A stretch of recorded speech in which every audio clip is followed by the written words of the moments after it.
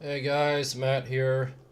Thought I'd show you my Colpitts Oscillator breadboard circuit, and as you can see, it's making a pretty nice wave. Sine wave. Very stable. One thing I noticed though is the lower part of the curve seems to be a little more round than the upper part of the curve, and I still haven't figured out the cause of that.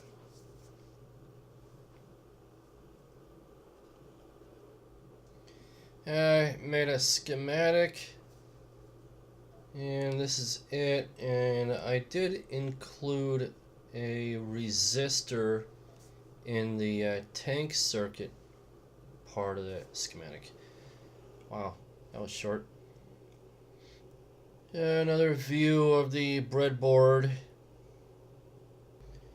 I'm using a 2N2222A transistor.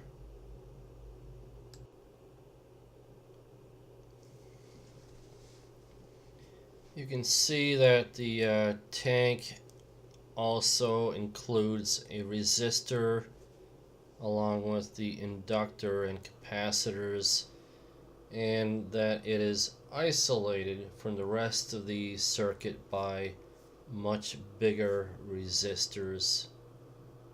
And that red wire shows you, the tank in the tank circuit.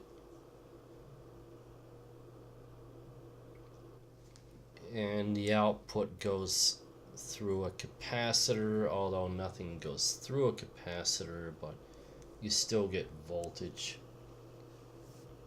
A close-up of the tank, you can see that I didn't do a good job wiping off the flux when I soldered that resistor to the inductor, but man, for a breadboard circuit, this thing is really stable. It's incredible. Look at the oscilloscope. Wow. And there it is. No deviation, no nothing. Just a nice, solid wave. But you can see the bottom of the wave is a little thicker than the top. And a strong sine wave too. Look, the number one has 2 volts. Each square is a 2-volt increment. That's the most I ever got. Here's a close-up. Very stable. And you can see 13.48 kilohertz. Nowhere near my calculations for what the frequency should be, but it's still within the audible range, which is whenever I make these circuits, I want audible range. And I'll adjust the adjustable resistors. I find I can't get anything to work unless I'm using adjustable resistors. So I don't have the regular metallic resistors.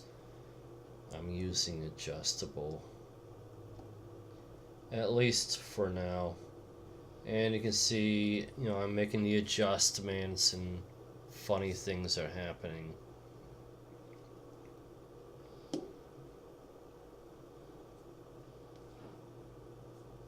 The power supply is giving me 9 volts and roughly a tenth of an amp.